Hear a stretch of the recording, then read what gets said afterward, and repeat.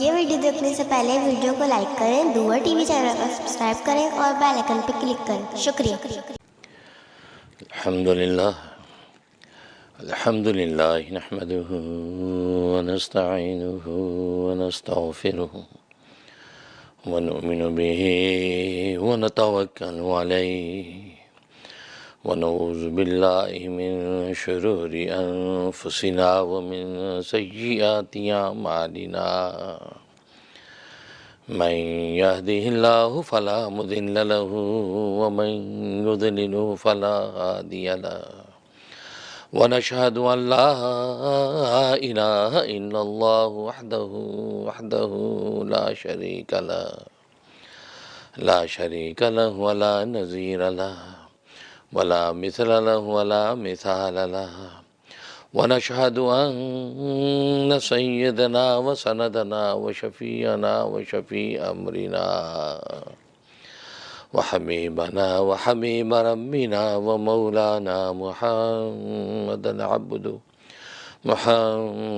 عبده ورسوله أرسله الله إلى كافة للناس بشيرا ونذيرا وداعيا إلى الله بإذنه وسراجا منيرا اما بعد فاعوذ باللہ من الشیطان الرجیم بسم اللہ الرحمن الرحیم قد افلح من تزکا وذکر اسم ربہ فصلی بل تؤثرون الحیاة الدنیا والآخرة خیر وابقا ان هذا لفی الصحف الاولی صحف ابراہیم و موسیٰ۔ صدق بزرگان محترم، برادران عزیز اور میری اسلامی بہنیں، اللہ تبارک و تعالی نے آسمان و زمین کی اس کائنات میں انسان کو جو مرتبہ اور مقام عطا کیا ہے اس کی کوئی نظیر نہیں ہے۔ گویا کہ اس انسان کو اشرف المخلوقات بنایا ہے۔ جو فضیلت اور شرافت کا مقام انسان کو اللہ تبارک و تعالی نے عطا کیا ہے کسی دوسری مخلوق کو حاصل نہیں ہے، بلکہ ساری کائنات اس کی خادم اور یہ انسان سب کا مخدوم نظر آتا ہے۔ اور اس کی فضیلت کا مدار علم ہے کہ اللہ تبارک و تعالی نے انسان کو علم کی استعداد اور عقل کا جوہر ایسا عطا فرمایا ہے جس کی وجہ سے انسان ساری کائنات کا مخدوم اور ساری کائنات اس کی خادم نظر آتی ہے۔ لیکن عجیب بات یہ ہے کہ نفس علم اس کے لیے نافع نہیں ہے جب تک علم پر عمل نہ ہو، کیونکہ علم اپنی ذات کے اندر اگرچہ ایک فضیلت کی بات ہے لیکن انسان کے لیے نافع جب ہوتا ہے جب انسان اس علم پر عمل کرتا ہے، اور عمل بھی اس وقت تک اللہ تبارک و تعالیٰ کے یہاں مقبول نہیں ہوتا جب تک کہ عمل میں اخلاص نہ ہو۔ جب اخلاص عمل کے اندر ہو اب یہ عمل اللہ تبارک و تعالیٰ کے یہاں شرف قبول پاتا ہے، اور اخلاص بھی اس وقت تک خطرے سے خالی نہیں ہوتا جب تک کہ اس میں فکر آخرت نہ رہے۔ گویا کہ مخلص انسان فکر آخرت بھی کرتا رہے تو اس کا اخلاص قائم و دائم رہتا ہے اور اس کا اخلاص ریا میں بدلتا نہیں ہے۔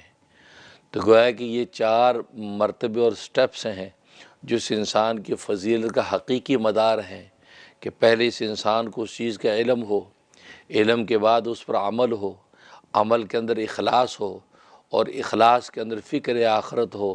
تو گویا کہ یہ چار جب یہ مراحل انسان طے کر کے چلتا ہے تو اب اللہ تبارک و تعالیٰ کیا یہ شرف قبول پا جاتا ہے۔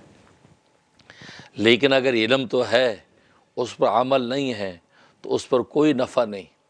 تبھی احادیث طیبہ میں سرکار دو عالم صلی اللہ علیہ وسلم جب دعا فرماتے ہیں تو یہ کہتے ہیں کہ اللہم انی اسألک علما نافعا، اے اللہ مجھے علم نافع عطا فرما۔ علم کثیر نہیں، علم نافع مانگ رہے ہیں۔ تو گویا کہ وہ علم جس کے اندر نفع ہو، اور ظاہر ہے کہ علم اگر کثیر ہو لیکن نفع نہ ہو تو پھر انسان کے لیے کسی قسم کی کوئی فضیلت نہیں ہے۔ تو علم نافع یعنی اس علم سے انسان کو نفع تبھی پہنچتا ہے کہ جب اس پر عمل کرتا ہے۔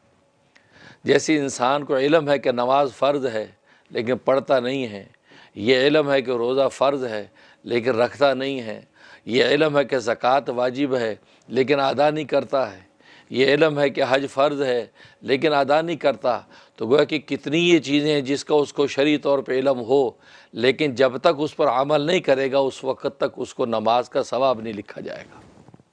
اور نفس علم ہو جانے پر وہ عند اللہ اس کی نجات نہیں ہے کہ وہ یہ کہے کہ مجھے یہ پتہ تھا کہ نماز فرض ہے، مجھے یہ پتہ تھا کہ زکوٰۃ فرض ہے، مجھے اتنا علم اور نالج حاصل تھا تو لہٰذا میری نجات کر دی جائے، بلکہ یہ تو ڈبل مجرم ہوگا کہ تجھے تو علم بھی تھا نماز کی فرضیت کا، پھر بھی تو نے ادا نہیں کی، تو دوہرا مجرم ہے۔ ایک شخص کو نماز کی فرضیت کا علم ہی نہیں تھا، اس لیے وہ نہیں پڑھ پایا، تو ہو سکتا اللہ تبارک و تعالیٰ کے ہاں اس کی نادانی وہ قابل معافی ہو جائے، لیکن جس کو اس بات کا علم ہو کہ نماز فرض ہے، اس کے باوجود جب اس نے ادا نہ کی، روزہ فرض ہے اس کے باوجود جب اس نے نہیں رکھا، تو اللہ تبارک و تعالیٰ کے دوہرا مجرم قرار دیا جا سکتا ہے۔ وہ الگ بات ہے کہ اس کا علم کسی دوسرے کو نفع اس طور پہ تو پہنچا سکتا ہے کہ وہ کسی کو کہے کہ یار نماز فرض ہے، تو دوسرا یہ سنے اچھا نماز فرض ہے، وہ نماز میں کھڑا ہو جائے۔ وہ یہ کہ یار روزہ فرض ہے، رمضان آ گیا ہے، وہ کہتا اچھا یار اس نے روزہ رکھ لیا، تو گویا کہ اتنا فائدہ تو اس کو پہنچا کہ اس کے علم سے دوسرے کو نفع پہنچ گیا کہ وہ اس عمل میں لگ گیا اور وہ اللہ تبارک و تعالیٰ کے مقبول ہو گیا۔ لیکن اس کی مثال ایک بد پرہیز طبیب کی ہوگی، ایسے طبیب کی مثال جو بد پرہیز ہے، خود پرہیز نہیں کرتا، خود اس شوگر کا شکار ہے، خود ہارٹ کا مریض ہے، لیکن دوسرے کو بتا سکتا ہے کہ یار یہ چیز کھانے سے شوگر ہو جاتی ہے، یار اس چیز سے بچ جاؤ، اس سے دل کا مرض ہو جاتا ہے۔ تو گویا کہ اس کی اس نالج نے دوسرے کو تو نفع پہنچا دیا اور وہ شخص شوگر کے مرض سے بچ گیا یا دل کے مرض سے بچ گیا، لیکن خود یہ بد پرہیزی کرتا ہے تو خود وہ بد پرہیزی کی وجہ سے مارا جائے گا۔ اس لیے حدیث میں نبی کریم صلی اللہ علیہ وسلم فرمایا کہ اس عالم کی مثال کہ جو اپنے علم پر عمل نہیں کرتا ہے، اس جاننے والے کی مثال کہ جس کو ایک بات کا علم اور اس پر عمل نہیں کرتا، فرمایا اس کی مثال ایسے جیسے بد پرہیز طبیب، ایک ڈاکٹر ہے، طبیب ہے، بد پرہیزی کرتا ہے، اس سے دوسروں کو تو فائدہ پہنچ رہا ہے لیکن خود وہ نقصان کے اندر جا رہا ہے۔ اور دوسری حدیث میں فرمایا کہ اس کی مثال ایسی ہے کہ جیسے شمع کسی ہے کہ شمع جلتی ہے اور جل کر وہ روشنی پیدا کرتی ہے اور لوگوں کو راستہ دکھاتی ہے، لوگ اس روشنی پہ منزل پہ پہنچ رہے ہیں، لیکن خود وہ پگھل کر اپنے آپ کو فنا کر رہی ہے۔ فرمایا اس شخص کی، اس عالم کی مثال جو اپنے علم پر عمل نہیں کرتا، اس شمع کی سی ہے کہ دوسروں کو تو اس کے علم سے فائدہ پہنچ رہا ہے، لوگ عمل کر کے منزل پہ جا رہے ہیں، لیکن خود بدعملی کی وجہ سے وہ پستی میں گر رہا ہے۔ اس لیے نفس علم انسان کی فضیلت نہیں، ہاں علم پر جب عمل ہوتا ہے اور عمل میں جب اخلاص ہوتا ہے اور اخلاص میں جب فکر آخرت ہوتی ہے، جب یہ چار چیزیں انسان کے ساتھ چلتی ہیں تو انسان اب نجات پا جاتا ہے۔ اس لیے ایک حدیث میں فرمایا کہ الناس کلہم ہالکون، کہ پورے کے پورے جتنے انسان ہیں سب ہلاکت میں ہیں، الا العالمون، مگر وہ جو علم والے ہیں۔ سب انسان ہلاکت میں ہیں لیکن وہ بچیں گے جو علم والے ہیں۔ اور پھر فرمایا والعالمون کلہم ہالکون الا العاملون، سارے علم والے بھی ہلاکت میں ہیں مگر وہ بچیں گے جو عمل کرنے والے ہیں۔ اور پھر فرمایا کہ والعاملون کلہم ہالکون الا المخلصون، عمل کرنے والے بھی سب ہلاکت میں ہیں، وہ بچیں گے جو اخلاص والے ہیں، جن کا عمل اخلاص پر ہوگا۔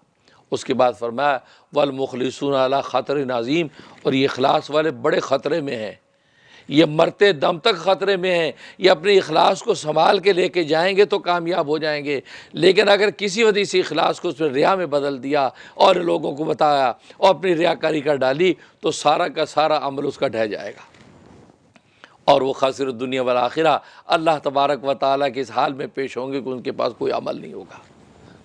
اس لیے فرمایا کہ اخلاص کے ساتھ جب عمل ہو گیا، اب انسان مرتے دم تک اس کو بچا کے رکھے۔ اس لیے فرمایا فاعبد ربک حتی یاتیک الیقین، کہ اے پیغمبر گویا کہ پیغمبر صلی اللہ علیہ وسلم کو خطاب کر کے امت کو بتا دیا کہ تو عبادت کرتا رہے اپنے رب کی یہاں تک کہ تجھے موت آ جائے۔ تو گویا کہ موت تک کا تیرا یہ عبادت وظیفہ ہے، اور اخلاص کے ساتھ عبادت کرتا رہے۔ اگر موت سے پہلے تو نے اس اخلاص کو ریا میں بدل دیا، اور جس رضا یعنی اللہ کے رضا میں جو عمل کیے تھے وہ رضا ریا میں بدل گئی، تو اب اللہ تبارک و تعالیٰ کا تیرے عمل کی کوئی قیمت نہیں لگے گی۔ تو گویا کہ یہ 4 مراتب اور منازل ہیں جو انسان طے کر کے اللہ تبارک و تعالیٰ کے جب پہنچتا ہے تو اللہ کے یہاں اس کی نجات ہو جاتی ہے۔ اسی کی تربیت و اصلاح کے لیے اللہ تبارک و تعالیٰ نے کم و بیش 1,24,000 انبیاء اکرام علیہ الصلوۃ والسلام بھیجے ہیں، اور ہر پیغمبر آ کر اپنی قوم کو یہ سبق دیتا رہا، علم اور علم پر عمل، عمل میں اخلاص، اخلاص میں فکر آخرت۔ ان منازل و مراتب کے ساتھ جب تم اپنے علم پہ عمل کرتے چلے جاؤ گے تو یہاں تک کہ اللہ تبارک و تعالیٰ کو قرب خاص نصیب ہوگا۔ اور یہ سلسلہ چلتا رہا، ہر پیغمبر آ کے یہ دعوت دیتا رہا، یا قوم اعبدوا اللہ ما لکم من الہ غیرہ، اے میری قوم تم اس اللہ کی عبادت کرو کہ جس کے سوا تمہارا کوئی معبود نہیں ہے۔ یہ سلسلہ چلتا رہا یہاں تک کہ سب سے آخر میں محمد مصطفیٰ احمد مجتبیٰ صلی اللہ علیہ وسلم ختم نبوت کا تاج پہن کر آئے، خاتم النبیین بن کر آئے کہ آپ کی ذات پر ختم نبوت کا وہ مقام آپ کو عطا کیا کہ نبوت کے سارے کمالات آپ کی ذات پر ختم کر دیے۔ اب نبوت کا ادنا کمال بھی باقی نہیں ہے، اس کمال کو ظاہر کرنے کے لیے کسی پیغمبر کو لانا پڑے، لہذا آپ پر نبوت کے سارے کمال ختم ہو گئے اور ختم نبوت کا تاج آپ کو پہنا دیا۔ آپ بھی تشریف لائے، آپ نے بھی ہم امت کو یہی کہا کہ یا قوم اعبدوا اللہ، یا قوم اعبدوا اللہ ما لکم من الہ غیرہ قولوا لا الہ الا اللہ تفلحون، اے لوگو تم لا الہ الا اللہ کہہ دو، زبان سے اس کا اقرار کرو کہ اللہ کے سوا کو معبود نہیں، دل میں اس کی تصدیق کرو کہ اللہ کے سوا کو معبود نہیں، اور عمل کے ساتھ اس کا اظہار کرو کہ اللہ کے سوا کوئی عبادت کے لائق نہیں، تو تفلحون تم فلاح پا جاؤ گے، تو فلاح پا جاؤ گے۔ تو گویا کہ اس طریقے سے رسول اللہ صلی اللہ علیہ وسلم نے بھی جو اپنی امت کو یہ سبق دیا اور اسی انداز سے تربیت کی، اور یہ تربیت کا سلسلہ چلتا رہا۔ اور عجیب بات یہ ہے کہ جب پیغمبر آتے ہیں تو وہ 2 طرح کے پہلو پر تربیت کرتے ہیں، کیونکہ انسان جب معصیت اور گناہ کے اندر پڑتا ہے تو یا تو جہالت کی وجہ سے پڑتا ہے اور یا شہوت کی وجہ سے پڑتا ہے۔ 2 انسان کے اندر ایسے مرض ہیں جس کی وجہ سے انسان گناہ اور معصیت پڑتا ہے، یا تو جہالت کی وجہ سے اور یا شہوت کی وجہ سے۔ جہالت کو دور کرنے کے لیے انبیاء اکرام علیہ الصلوۃ والسلام علم کی روشنی عطا کرتے ہیں، علم کا نور عطا کرتے ہیں۔ چنانچہ خود سرکار دو عالم صلی اللہ علیہ وسلم پر سب سے پہلی وحی اقرا کی نازل ہوئی، اقرا، اے محمد پڑھ، اقرا بسم ربک الذی خلق، پڑھ تم اپنے اس رب کے نام سے جس نے پیدا کیا ہے۔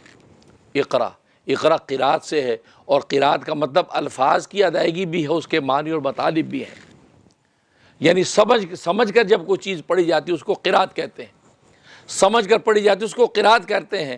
ہاں تلاوت جب انسان کرتا ہے تلاوت میں اس کی سمجھ ضروری نہیں ہے، الفاظ کی ادائیگی تحسین و تجوید کے ساتھ انسان کرتا چلا جاتا ہے، لیکن قرات کے اندر اس جو کچھ پڑھ رہا اس کی سمجھ بھی ضروری ہے، اس کے معنی و مطالب کو جانتا ہے۔ تو اقرا کہہ کے اشارہ کر دیا کہ پہلی منزل تیری امت کی علم ہوگی، اور علم ایسا ہوگا کہ جس کو اس کی حقیقت گناہ تک پہنچ چکے ہوں گے، صرف رٹا رٹایا نہیں ہوگا بلکہ اس علم کی حقیقت کو پہچان کر اپنے منازل کو بھی طے کریں گے۔ تو آپ نے بیان کی علم، تو علم کی روشنی سے انسان جہالت کو دور کرتا ہے، اور پھر وہ یزکیہم تزکیہ نفس سے اپنی شہوت کو اعتدال پہ لاتا ہے۔ تو جب علم کی روشنی سے جہالت جو اس کی ختم ہوئی، اور علم اور جہالت میں جب جہالت ہوتی ہے کسی بھی درجے میں ہو تو علم نہیں ہے، علم ہوتا ہے تو علم ایک ایسی روشنی ہے کہ اگر جیسے ہی علم آیا تو جہالت انسان کی چھٹتی چلی جاتی ہے۔ وہ الگ بات ہے کم علم ہونے کی وجہ سے کم جو روشنی نظر آتی ہے، زیادہ علم ہونے سے زیادہ روشنی نظر آتی ہے۔ جیسے اندھیرا کمرہ ہے، اندھیرے کمرے کے کونے کے اندر آپ چراغ اگر جلا دیں تو پورے کمرے کو روشن کر دے گی۔ چراغ اگر زیادہ واٹ کا ہوگا تو زیادہ روشنی ہو جائے گی، بلب لگا دیا آپ نے 600 واٹ کا، پورا روشن ہو جائے گا کمرہ۔ تو گویا کہ علم کسی بھی درجے میں ہوتا ہے اور وہ جہالت کے اندھیرے کو توڑ دیتا ہے، یکسر اس کی جہالت کے اندھیرے کو توڑ دیتا ہے، اور چیزیں اپنے اپنے حساب سے اس کے اندر نظر آنے لگتی ہیں۔ اس علم تو اقرا کہہ کے اشارہ کر دیا کہ علم ہی کی منزل اسٹارٹ ہوگی، تو علم کے ذریعے سے جہالت ٹوٹتی ہے، اور تزکیے کے ذریعے سے شہوت ٹوٹتی ہے، شہوت اعتدال میں آتی ہے۔ اور سرکار دو عالم صلی اللہ علیہ وسلم کو 4 ہی منصب دیے گئے، 4 ہی ذمہ داریاں دی گئیں۔ سب سے پہلی ذمہ داری یتلو علیہم آیاتی، کہ کلام مجید کی تلاوت کر کے سکھاتے ہیں، تلاوت کر کے بتاتے ہیں۔ اور تلاوت میں نے کہا تھا الفاظ کی ادائیگی، الفاظ کی خوبصورتی، حسن تجوید کے ساتھ اس کو ادا کرنا۔ نبی کریم صلی اللہ علیہ وسلم نے قرآن کریم اس طرح تلاوت کر کے بتلا دیا جیسے خود اللہ تبارک و تعالی نے تلاوت کیا تھا۔ آپ نے امت کو بتایا، امت میں نے پھر آگے اپنے شاگردوں کو بتایا، یہاں تک کہ آج تک امت کے اندر تلاوت کا جو انداز چلا آ رہا ہے بالکل وہی ہے کہ جیسے اللہ تبارک و تعالی نے آسمانوں پہ تلاوت کی تھی۔ یہ واحد کلام ہے کہ جس کے باقاعدہ اللہ تبارک و تعالی نے تلاوت فرمائی۔ اور حدیث میں آتا ہے جب اللہ تبارک و تعالی تلاوت فرمائی تھی، عالم ملکوتی مدہوش ہو گیا تو وہ سننے کی تاب نہیں رکھ سکے۔ اللہ تبارک و تعالی کی ذات کی بریائی اور اللہ تبارک و تعالیٰ کا وہ ہیبت ناک کلام، وہ کلام کہ جس کلام کو پہاڑوں پہ ڈال دیا جائے پہاڑ ریزہ ریزہ ہو کے پرخچے اڑ جائے، وہ کلام اللہ تلاوت کر رہا ہے۔ دربار شاہی کے اندر عرش الہی پر تلاوت ہو رہی ہے، کیا منظر عالم ملکوتی کا ہوگا۔ اور ملائکہ سننے والے کہ جو لطیف، ان کے قلوب بھی لطیف ہو چکے ہیں، ان پر ہماری طرح قلوب پہ کثافت نہیں ہے کہ ہم تلاوت سنیں اس کا اثر ہی نہ لیں، کیونکہ کثافت دل ہمارے بند، کان ہمارے بند، حواس کے اندر کوئی یہ صلاحیت نہیں۔ لیکن وہ ملائکہ تو پاکیزہ ملائکہ، ہر عبادت میں لگنے والے، جیسے تلاوت سنی مدہوش ہو گئے۔ چنانچہ حدیث میں آتا ہے اللہ تبارک و تعالیٰ نے سب سے پہلے سورہ طٰہٰ اور سورہ یاسین کی تلاوت فرمائی تھی۔ تو گویا کہ یہ تلاوت تو نبی کریم صلی اللہ علیہ وسلم کا ایک منصب تلاوت تھا، وہ امت کو تلاوت کر کے بتلائی۔ اور دوسرا فرمایا وَيُزَكِّيهِمْ تزکیہ نفس، دوسرا منصب تزکیہ نفس ہے کہ مطلب شہوتوں کو اعتدال پہ لانا۔ شہوتوں کو ختم کرنا مقصود نہیں ہے، کھانا انسان کی شہوت ہے، پینا انسان کی شہوت ہے، اور جنسی خواہش انسان کی شہوت ہے۔ یہ انسان کے اندر شہوتیں اللہ تبارک و تعالی رکھی ہیں، اور شہوتیں یہ انسان کے اندر ایک طرح کا کمال ہیں، یہ بے کمالی نہیں ہے۔ اگر یہ شہوتیں ختم ہو جائے تو انسان بالکل ایک مادو ہو جائے، ایک بودا انسان بن جائے۔ شہوتیں قائم رکھ کر ان کو اعتدال پہ رکھ کے جب انسان چلتا ہے تو اب یہ منازل کو طے کرتا ہے۔ کھانے پینے سے رک جانا مطلوب نہیں، ہاں کھائے لیکن رزق حلال کو اعتدال سے کھائے۔ پینے سے ہٹنا مطلوب نہیں، پیے لیکن رزق حلال پانی پیے، مشروب پیے لیکن اعتدال کے ساتھ پیے۔ جنسی شہوت کو ختم کر دینا مقصود نہیں، وہ قائم رہے لیکن محل حلال کے اندر اعتدال کے ساتھ پورا کرے۔ تو گویا کہ شہوتوں کو اعتدال پہ لانا یہ تزکیہ نفس ہے، ان کے اندر بے اعتدالی مطلوب نہیں ہے۔ اب رمضان کا مہینہ آ رہا ہے، رمضان میں روزے رکھتے ہیں لیکن اللہ کو بھوکا رکھنا مقصود نہیں ہے۔ ہاں صبح سے شام تک آپ کے اندر اعتدال پیدا کرنے کے لیے روزہ رکھ دیا تاکہ کھانے میں اعتدال، پینے میں اعتدال، خواہشات میں اعتدال پیدا ہو جائے۔ کیونکہ اگر یہ سرے سے ان خواہشوں کو مار دینا ہی مقصود ہوتا تو پھر انسان سارا سال ہی روزہ رکھتا، پھر تو عید کے دن روزہ رکھنے کو منع نہ کیا جاتا۔ ایک شخص کہتا ہے جی مجھے رمضان میں روزہ رکھنے کی ایسی عادت ہو گئی ہے، اب تو میں روزہ چھوڑوں گا ہی نہیں، عید کے دن بھی روزہ رکھوں گا۔ کیا فرما دیا، اگر تو نے عید کے دن روزہ رکھا تو پھر اپنی طبیعت کا بندہ ہے، شریعت کا بندہ نہیں، تو رحمان کا بندہ نہیں، شیطان کا بندہ ہے۔ آج کے دن روزہ رکھنے والا شیطان کا بھائی۔ کتنی سخت وعید، کہاں اتنی بڑی فضیلت کہ الصوم لی وانا اجزی بھی، کہ روزہ خاص میرے لیے اللہ فرما رہے حدیث قدسی میں، اور فرمایا اس کا بدلہ کیا ہے، فرمایا براہ راست میں خود دوں گا۔ اور ایک روایت میں فرمایا وانا اجزا بھی، روزہ خاص میرے لیے ہے اور اس کا بدلہ کیا ہے، فرمایا میری ذات ہے، میں خود مل جاؤں گا اس کو۔ اور جس کو خدا مل گیا ساری خدائی مل گئی۔ تو یہ اتنی بڑی لیکن جب عید آتی کہا کہ نہیں اب روزہ رکھنے کی اجازت نہیں۔ اگر روزہ رکھا، یہاں تک فرمایا دے جلدی سے صبح کو میٹھا کھا کے عید کی عیدگاہ میں جانا، کھا لو صبح ہی، یعنی فجر کے بعد ہی فرمایا کہ سوئیاں کھا لو، کھجوریں کھا لو، کچھ کھائے بغیر نہ جانا، یہ سنت قرار دے دیا۔ مطلب کیا ہے، تاکہ یہ کھا کے جائے تو یہ تصور اس کے دماغ سے ختم ہو جائے کہ میرا روزہ ہے۔ ورنہ یہ بھی تو ہو سکتا تھا اب عید پڑھ لو آرام سے، عید پڑھ 11-12 بجے گھر میں آنا، اب دوپہر کا کھانا کھا لینا یار، جیسے بقرہ عید میں کرتے ہیں۔ بقرہ عید میں سنت قرار یہ دی گئی کہ صبح نہ کھاؤ، ہاں قربانی کرو، جو قربانی کرو اس قربانی کے گوشت سے بسم اللہ کرو، دن کا آغاز قربانی کے گوشت سے کرو۔ تو وہاں یہ وقفہ اس لیے دے دیا کہ پہلے سے روزے کا کوئی تصور نہیں چلا آ رہا، پہلے سے انسان بے روزگار چل رہا ہے، لیکن عید کے اندر اس نے کہہ دیا کہ آپ پہلے سے 29 یا 30 روزے رکھ چکے ہیں، اب اگر اگلے دن بھی آپ صبح کو اسی طرح کے روزے کی حالت میں بظاہر اگر عیدگاہ میں گئے تو لگے گا مشابہت ہو جائے گی ایسے جیسے آج روزہ ہے۔ فرمایا نہیں، صبح ہی صبح آپ یہ کھا پی لو تاکہ یہ تصور ہی ختم ہو جائے کہ تمہارا روزہ ہے، کیونکہ آج کے دن روزہ صرف ایک منحوس شخصیت کا ہے، وہ ابلیس اور شیاطین شتونگڑوں کا روزہ ہے۔ وہ آج کے دن اپنے آپ کو بھوکا یعنی بھوک ہڑتال گویا کیا کرتے ہیں، ان کو یہ جلن و حسد ہے کہ ان لوگوں نے سارا سال تو اللہ کو ناراض کیا، 29-30 دن اللہ کو راضی کر کے روزے رکھ کے اللہ تبارک و تعالیٰ کی جنت پا گئے۔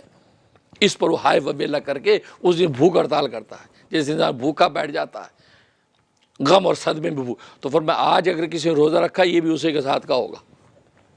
تو کہنے کا مقصد یہ ہے کہ یہ شہوتوں کو اعتدال پہ لانا مقصد ہے، ختم کرنا مقصد نہیں ہے۔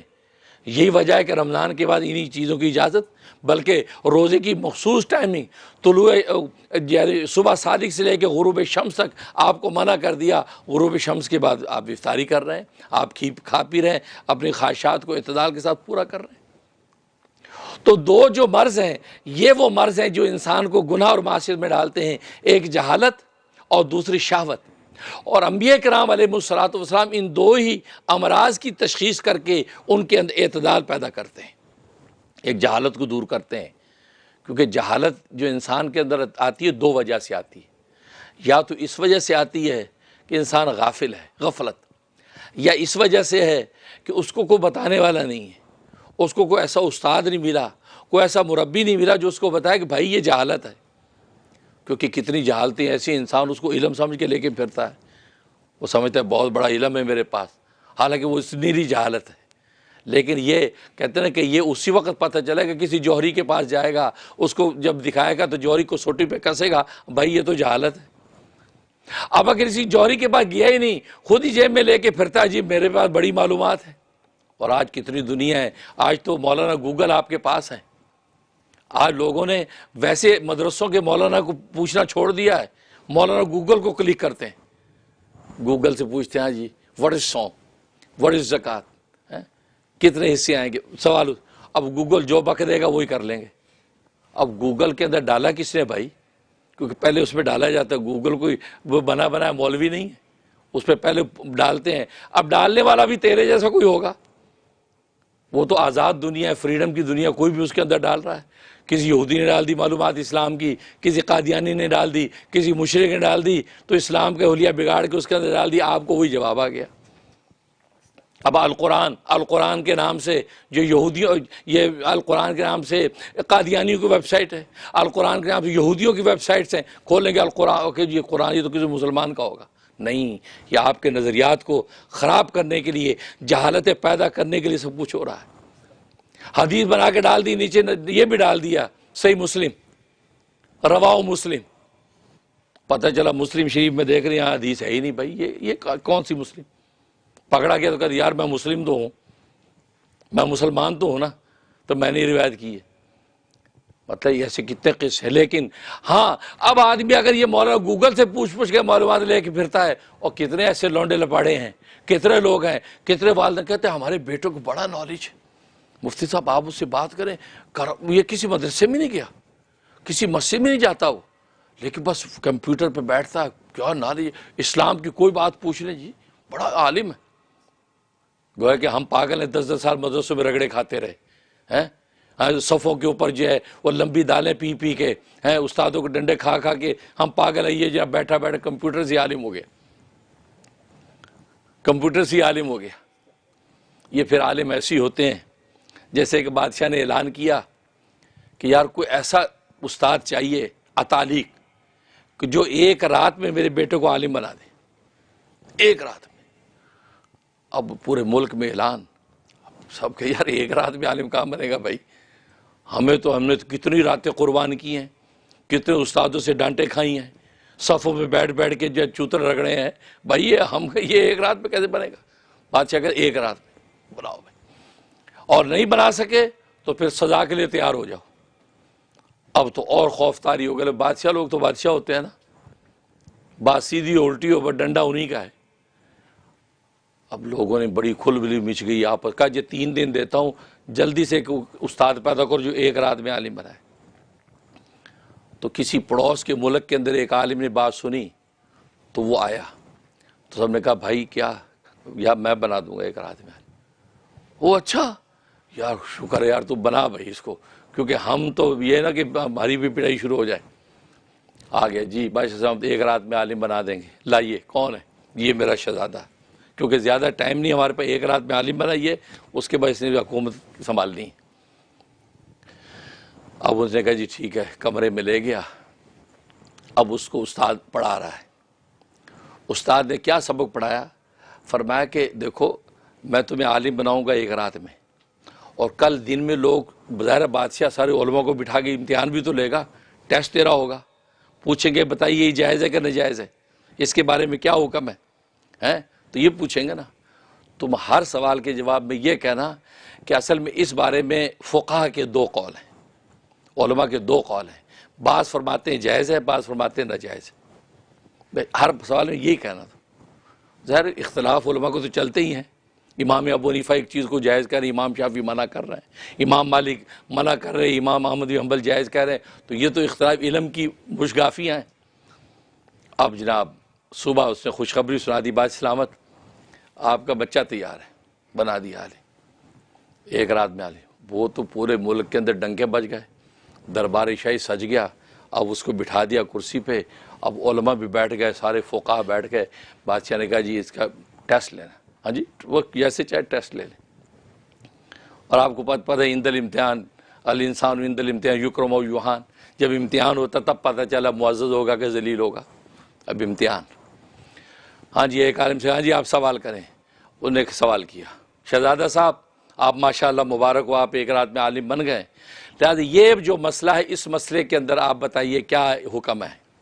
فرمایا اس بارے میں دو قول ہیں، بعض علماء فرماتے ہیں کہ یہ حلال ہے، بعض فرماتے ہیں حرام ہے۔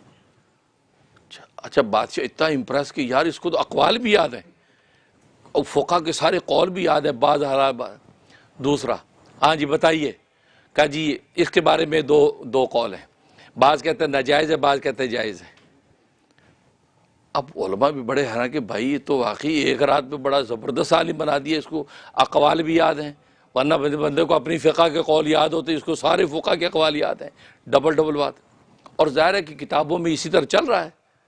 اب علم والے تو اس کو علم کے حساب سے سوچ رہے بیچارے۔ اب آخر ایک عالم نے توحید کا سوال کر لیا، توحید کا سوال کہ اللہ میاں کے بارے میں، توحید کے بارے میں بتائیے، اللہ میاں ایک ہے؟ فرمایا اس کے بارے میں علماء کے دو قول ہیں۔ یہ توحید پر بھی ایک ہی قول ہے، اللہ بھی ایک ہی ہے، اس میں کس کا کیا اختلاف؟ تو جب یہ سوال کیا کہ توحید کے بارے میں بتائیے، اللہ میاں ایک ہے، اس بارے میں آپ کچھ بتائیے، فرمایا اس کے بارے میں علماء کے دو قول ہیں۔ مطلب کیا کہنا چاہتا ہے؟ بعض کہتے ہیں اللہ ایک ہے، بعض کہتے ہیں اللہ ایک نہیں ہے۔ اب جب یہ بات کہی تو بادشاہ نے جناب اس استاد کی طرف یوں گھورا، یہ کیا، یہ تو اس کی تو توحید بھی گئی، یہ کیا کہہ رہا ہے؟ کہا بادشاہ سلامت ایک رات کا عالم ایسے ہی ہوتا ہے، ایک رات کا عالم ایسے ہی ہوتا ہے۔ تو بھائی تمہارا بچہ جو ہے وہ رات کو گوگل پہ بیٹھ کے صبح جو علم بکھیرتا پھر رہا ہے، وہ پھر کیا بکھیر رہا ہے وہ آپ کو پتہ نہیں، وہ جوہری کے پاس جائے گا، وہ جوہر تو پتہ چلے گا یہ نیرا پتھر ہے یا کوئی جوہر ہے۔ تو آج اصل میں یہ بھی خوش فہمیاں ہمارے اندر ہو گئی ہیں، ہم جہالت کو علم سمجھ کے لے کے پھرتے رہتے ہیں، یار ہمیں علم ہے، ہم جانتے اس بات کو نہیں، علم لہٰذا سب سے بڑی تو جہالت۔ فرمایا کہ اس کی بنیاد کیا؟ غفلت اور رہنما یعنی استاد نہ ملنا۔ اور بس اوقات انسان اتنا غافل ہوتا ہے کہ استاد کی تلاش بھی نہیں کرتا، وہ سوچتا نہیں بھی۔ اور پھر آج کی کمپیوٹر کی دنیا میں تو واقعی سوشل میڈیا آپ کے سامنے ہے، آپ کلک کر کے وہیں سے دیکھ رہے ہیں، کسی نے حدیث کسی ریفرنس سے لکھ دی، اس پر بھی اعتماد نہیں۔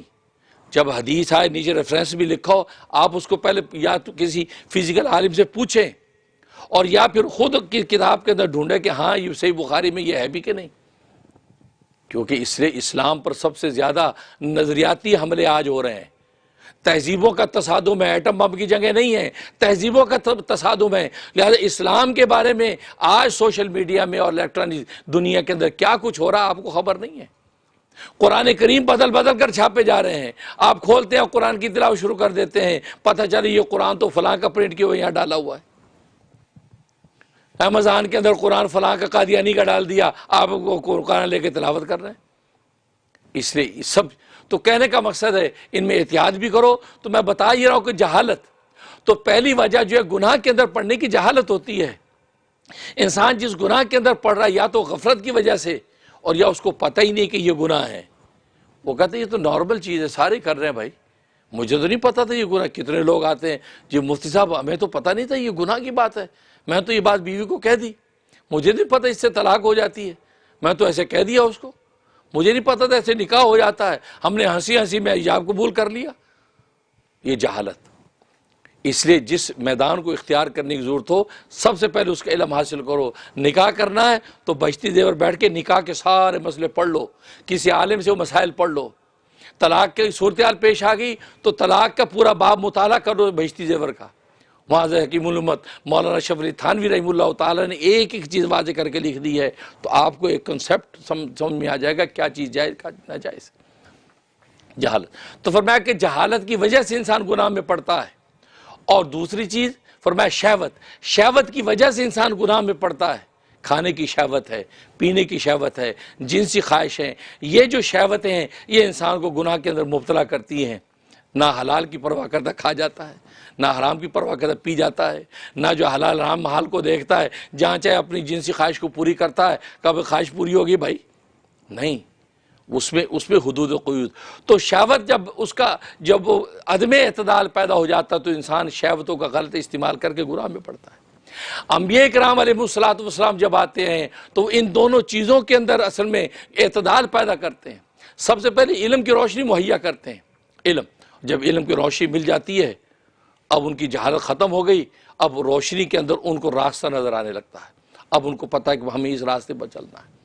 چنانچہ صحابہ اکرام رضوان اللہ علیہم اجمعین آپ کی خدمت میں آئے، آپ سے جب علم ملتا چلا گیا وہ منازل طے کرتے چلے گئے۔ وہ جو چیزیں زمانہ جاہلیت میں حلال سمجھ رہے تھے، مطلب شراب ہے، شراب حلال سمجھ کے پی رہے تھے، جیسے جیسے تربیت ہوتی چلی گئی شراب کو چھوڑتے چلے گئے، کیونکہ روشنی نظر آنے لگی، منزل نظر آنے لگی۔ زناکاریاں چھوڑنے لگے، قتل و غارت چھوڑنے لگے۔ اور نبی کریم صلی اللہ علیہ وسلم نے صرف شریعت نہیں، شریعت کے ساتھ حکمت کو بھی استعمال فرمایا، کیونکہ آپ کا منصب حکمت بھی ہے۔ وَيُعَلِّمُ الْكِتَابَ وَالْحِکْمَةَ، کہ کتاب اللہ کی تعلیم دیتے اور حکمت کی تعلیم دیتے ہیں۔ ایک شخص آیا کہ یا رسول اللہ صلی اللہ علیہ وسلم، میں ایمان اور اسلام تو قبول کرنے کو تیار ہوں، لیکن میری ایک شرط ہے۔ کیا شرط ہے؟ شرط یہ ہے کہ میں زنا نہیں چھوڑ سکوں گا، زنا نہیں چھوڑوں گا، کیونکہ میں زنا کا اتنا رسیہ ہوں کہ میں زنا نہیں چھوڑ سکتا۔ سارے کو زمانہ جاہلیت سب کچھ ہوتا تھا۔ اب جیسے یہ سنا تو صحابہ کرام جو بیٹھے ان کے چہرے غصے سے سرخ ہو کے بے ادب کہیں کا، رسول اللہ کے سامنے یہ کیا بات کر رہے ہیں؟ سب یہ گھورے۔ تو آپ نے فضا دیکھی تو آپ نے کہا ٹھہرو ٹھہرو۔ فرمایا کہ کیوں؟ کہا جی بس میں اس کے بغیر میں اسلام قبول نہیں کر سکتا۔ اب نبی کریم صلی اللہ علیہ وسلم، دیکھو وہ نبی تھے نا، میں اور آپ ہوتے تو بھڑک جاتے، جیسے صحابہ کو غصہ آیا۔ نبی کو پتہ ہے کہ جہالت ہے، یہ جاہل ہے، اور جہالت ہے، اس کو علم کا نور نہیں ملا، اس کو روشنی پتہ نہیں علم کی، اس کو علم کی روشنی دوں گا تو اس کے اندر دیکھے گا او یہ میں کیسے کبھی اور کیسے شنی عمل کی بات کر رہا ہوں۔ آپ نے فرمایا کہ تو جو یہ عمل کرے گا، جس سے کرے گا کسی کی بیٹی تو ہوگی، کسی کی ماں تو ہوگی، کسی کی پھوپھی تو ہوگی، اگر کوئی تیری بیٹی کے ساتھ ایسا کرے تو کیا تو برداشت کرے گا؟ کہا کہ نہیں، میں اس کی گردن اڑا دوں گا۔ کہا کہ تیری ماں کے ساتھ ایسا کرے تو نہیں میں اس کے ٹکڑے کر دوں گا۔ تیری خالہ کے ساتھ ایسا کرے تو کہا میں اس کو زندہ نہیں چھوڑوں گا۔ وہ بھڑک رہا ہے۔ بس بالکل اسی طریقے سے تو جس عورت کے ساتھ ایسا کرے گا وہ کسی کی بیٹی ہوگی، کسی کی بہن ہوگی، کسی کی ماں ہوگی، کسی کی خالہ پھوپھی ہوگی، اس کے بھی اس بارے میں یہی جذبات ہوں گے جو اس وقت تیرے جذبات ہیں۔ اب نبی اپنی توجہ بھی ڈال رہا اور یہ اس کو علم کی روشنی بھی دے رہا ہے، تو سمجھ میں آیا، شرمندہ ہوا کہ یا رسول اللہ میں اسلام قبول کرتا ہوں اور عہد کرتا ہوں کہ آج کے بعد یہ عمل نہیں کروں۔ اللہ نے سینہ پاک کر دیا۔ تو اس لیے بسا اوقات کسی آدمی کے اندر جہالت ہوتی ہے، آپ یہ میک شور کریں کہ جہالت کی وجہ سے ایسا کر رہا ہے، جلدی نہ کریں کو فتویٰ لگانے میں، کافر ہو گیا، جلدی نہ کریں۔ یہ مفتی جو ہوتا ہے، مفتی جو ہے وہ مربی بھی ہوتا ہے۔ آج کے زمانے میں مفتی کو مربی بھی ہونا چاہیے، وہ یہ دیکھے یار جہالت کی دنیا، سوشل میڈیا کا دور ہے، پتہ نہیں اسے سوشل میڈیا میں کس کو سن لیا جو آج ہمارے سامنے پک رہا ہے، بجائے اس کے کفر کا فتویٰ لگا مرتد کر کے دھکیل دیا اس کو، بیٹھو کیا بات ہے، تم یہ بات کیوں کر رہے ہو؟ کہ جی میں نے سوشل میڈیا پہ ایک مولوی صاحب کا بیان سنا تھا، ایک سکالر صاحب یوں کہہ رہے تھے، تو میں نے کہا کہ نہیں، اب آپ اس کی جہالت توڑیں، علم کی روشنی دیں، کسی بھی درجے میں علم کی روشنی۔ میں نے بتایا کہ ایک چراغ اگر اندھیرے کمرے میں جلا دے تو روشن ہو جاتا ہے، نظر آتی سب چیزیں، ایک بلب جلا دے تو اسے زیادہ نظر آتا ہے، تو اب لیکن روشنی ایسی چیز ہے، وہ ٹمٹماتا بھی چراغ ہو وہ فوراً اندھیرے کو توڑ دیتا ہے، فوراً اندھیرے کو توڑ دیتا ہے۔ اسے تو اللہ والوں کی شان ہوتی ہے۔ ایک اللہ والے کسی بستی کے اندر پڑاؤ ڈالا تو لوگوں نے کہا حضرت یہ جگہ ٹھیک نہیں ہے، یہاں پر بڑے چور اچکے قسم کے بدماش لوگ رہتے ہیں، یہاں تو بڑے اجڑ جاہل ہیں، انسانی قریب سے گزری یہاں نہیں ٹھہرتے۔ تو کیا فرمایا؟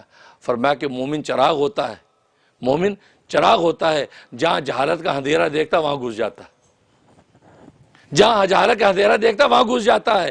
ظاہر ہے کہ جیسے وہاں گھسے گا چراغ، جیسے اندھیرے میں جائے گا روشنی ہوگی تو ان لوگوں کو اب حقیقت نظر آئے گی، تو اپنے فعل سے توبہ طائب ہو جائیں گے۔ تو بالکل اسی طریقے سے تو نبی کریم صلی اللہ علیہ وسلم نے اس کی جب جہالت دور کی تو وہ توبہ طائب ہوئی۔ ایک آئے کہا جی میں اسلام قبول کرنے کو تیار ہوں لیکن شراب نہیں چھوڑ سکتا، شراب کا میں بہت رسیا ہوں، اور ظاہر ہے کہ یہ ایسی وہ لتیں ہیں، یہ لتیں لگ جائیں تو پھر چھوٹتی نہیں ہیں، یہ اللہ کا فضل اور بندے کی ہمت ہی کام کرتی ہے کہ یہ لتیں چھوٹ جائیں شراب سے۔ اب جب یہ بات گئی فرمایا پھر ہماری بھی ایک شرط ہے۔ کیا؟ ہماری شرط ہے کہ تم جھوٹ نہیں بولو گے، تم جھوٹ نہیں بولو گے، جھوٹ بولنے سے اجتناب کرنا تیرا کام ہے، باقی شراب کی تو بات کر رہا ہے اس پر ہم گفتگو نہیں کرتے، تم اس سے یہ عہد کر۔ اب اس سے دل میں سوچا کہ یہ تو بڑا معمولی سی بات ہے، جھوٹ نہ بول، کہ جی ٹھیک ہے یا رسول اللہ میں تیار ہوں، میں جھوٹ نہیں بولوں گا۔ آپ نے اس کا ایمان قبول کیا، چلا گیا۔ غالباً 5-6 دن کے بعد آیا تو بیٹھا، آپ فرمایا ہاں میاں کیا حال ہے، کیسا رہا تمہارا سارا معاملہ؟ کہا کہ اللہ کے رسول 5 ہی دن ہو گئے شراب کو ہاتھ نہیں لگایا۔ کہا کیوں؟ تو یہ عہد کر کے گیا تھا کہ میں شراب نہیں چھوڑوں گا، اسلام قبول کرنے کو تیار ہوں، لیکن یہ تم نے پھر اس عہد کو پورا کیوں نہیں کیا؟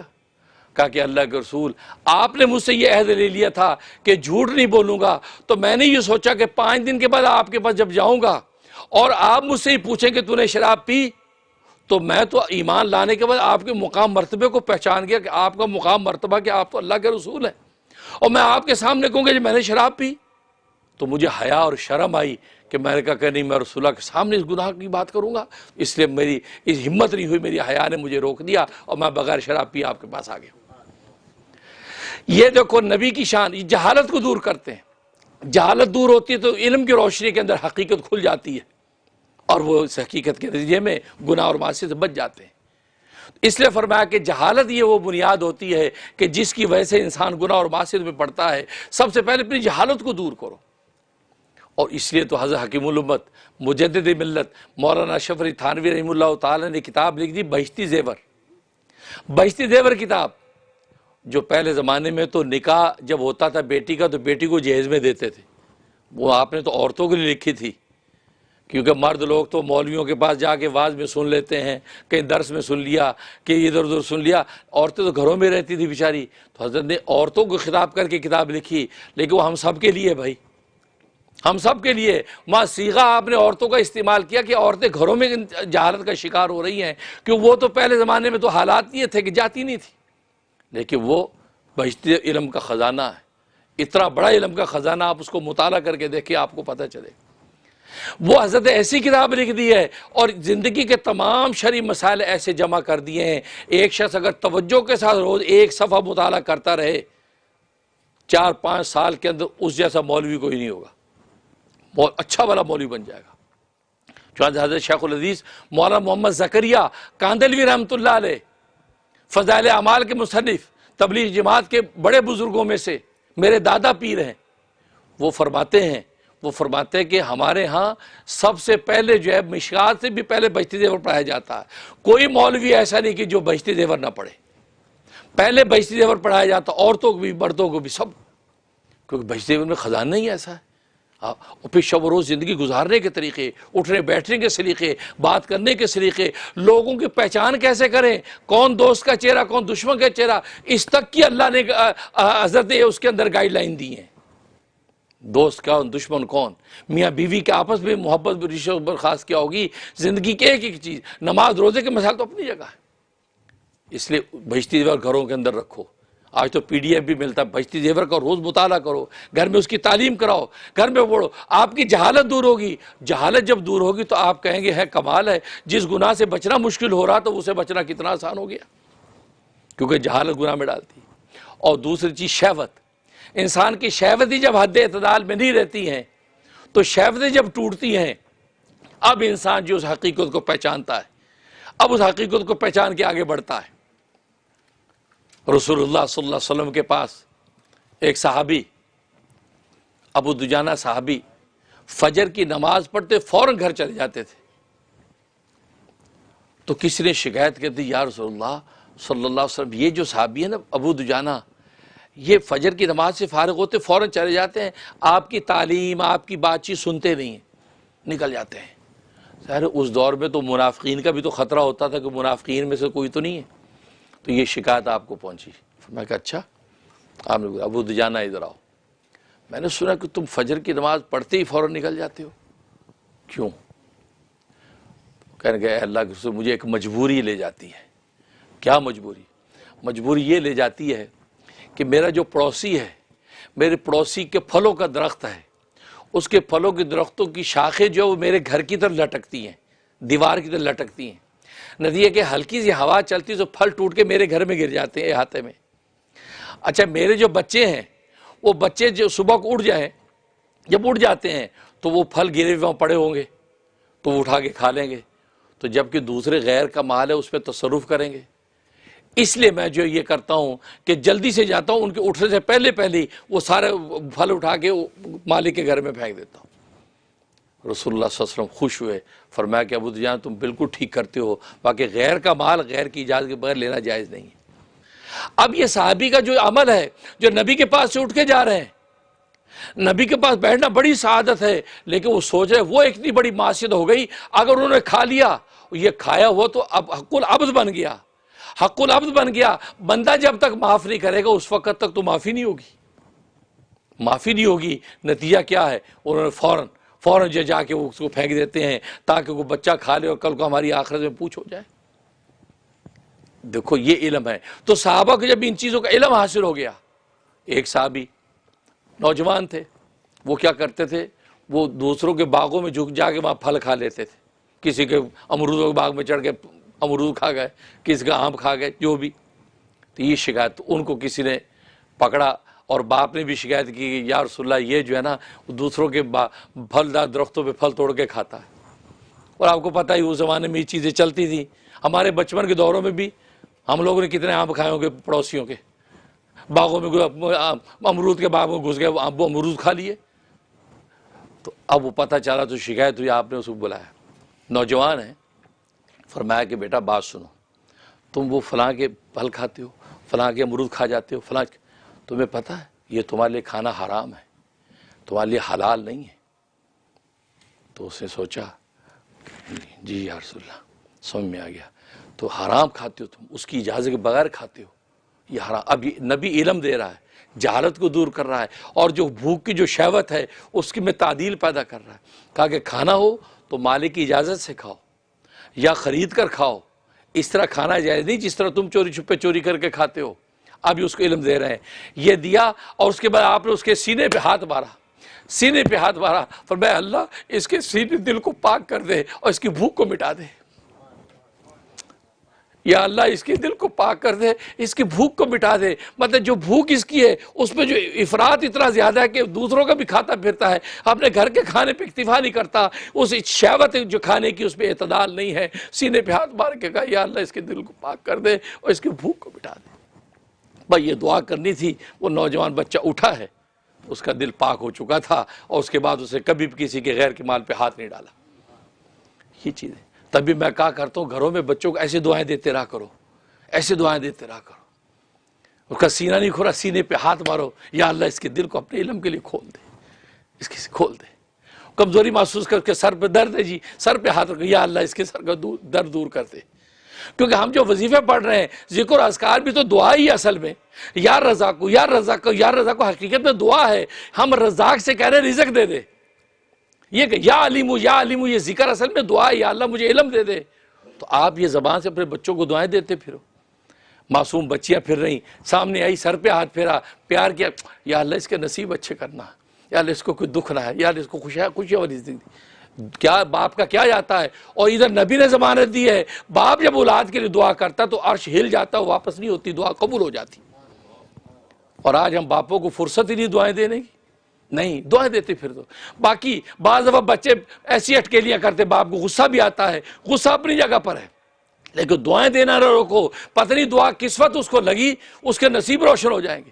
بیٹے کو پڑھتے دیکھا، بچے ہنستے ہیں گھروں میں، دعا دے، یا اللہ میرے بچے کیسے ہنس رہے ہیں، آزک اللہ سنک، یا اللہ ان کو ایسے ہنستا رکھ. سنت بھی ہے.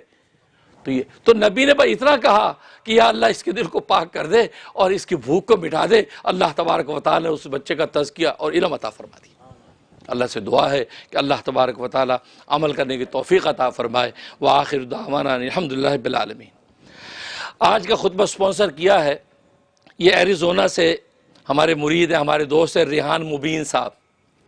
اتفاق سے آج ہی جو ہے ان کی جو ایریزونا سے وہ پھلوں کی ٹوکری انہوں نے مجھے بھیجی. اور میری آپ کو پتہ ہے میری بچوں کا حادثہ ہوا تھا، اور پھر اللہ نے ایک ہفتے کے بعد پوتا بھی عطا فرما دیا، میں دادا بھی بن گیا. ماشاء جوانی میں دادا بن گیا ہوں، مبارک کی بات. تو دادا بھی بن گیا. تو وہ جناب تو انہوں نے وہ مجھے مبارک کے لیے بھیجا، تو مجھے بڑی مسرت اور خوشی ہوئی. تو آج کا پروگرام ان کی طرف سے سپانسر ہے. اللہ تبارک و تعالی آج جو بات کہلوائی، اللہ اس پہ کمی بیشی معاف کرتے ہوئے اس کا اجر و ثواب ریحان مبین صاحب کو پہنچائے. ان کو بھی خوب صحت و عافیت عطا فرمائے، ان کی مشکلات کو آسان فرمائے، ان کے آل اولاد کو ظاہری باطنی برکتوں سے مالا مال فرمائے. اور دوسرے جو ہے وہ ہمارے حفظ کا مدرسہ، اس میں بچہ ہے حسن نوید. حسن نوید کے دادا جو ہے پاکستان لاہور کے اندر ان کا انتقال ہو گیا ہے، محمد اشرف صاحب. ان کے لیے دعا کریں کہ اللہ تبارک و تعالی محمد اشرف صاحب کی بخشش فرمائے اور ان کے درجات کو بلند فرمائے. اور یہ بچہ یہاں جامعہ زکریا میں حفظ کر رہا ہے، اللہ تعالیٰ اس کو جو ہے عالم اور حافظ بنا دے. اور تیسری دعا، پاکستان کے اندر آپ جانتے ہیں پشاور کے اندر بم دھماکہ ہوا ہے. آج جمعے کی نماز میں غالباً چلتے چلتے پتہ چلا 50 بتا رہے ہیں کہ 56 تک کی رپورٹ ابھی تک ہے. یہ بھی محتاطی اندازہ ہے کہ 56 لوگ جو شہید ہو گئے. تو دعا کریں اللہ تبارک و تعالی ان شہداء کی بخشش فرمائے اور ان کے درجات بلند فرمائے، جو ان کے وارثین ان کو صبر جمیل عطا فرمائے اور ان کی کفالت کرے. کیونکہ ظاہر ہے کہ اچانک اس طرح کا حادثہ، شہادت اپنی جگہ پر بہت بڑی سعادت ہے، وہ شہید ہو گئے ہیں اور جمعے کے لیے ہے، نماز مسجد کے اندر یہ واقعہ پیش آیا ہے، لیکن بعد والوں کے لیے بہت بڑا امتحان ہے. اللہ تبارک و تعالیٰ اس طرح کے امتحانوں سے پوری امت مسلموں کو محفوظ رکھے. خاص طور پہ ہمارا ملک پاکستان جو ہے ایک عرصے سے اسی جنگ و جدال کے اندر ہے. وہ پاکستان لا الہ الا اللہ محمد رسول اللہ صلی اللہ علیہ وسلم کے نام پہ بنا ہے. یا اللہ اپنے کلمے کی برکت سے پاکستان کی حفاظت فرما اور پاکستان کو ظاہری باطنی دولتوں سے مالا مال فرما. آمین یا رب العالمین. ان کی بات پھیلانا صدقہ جاریہ ہے. ثواب کی نیت سے ویڈیو کو شیئر کیجیے. شکریہ.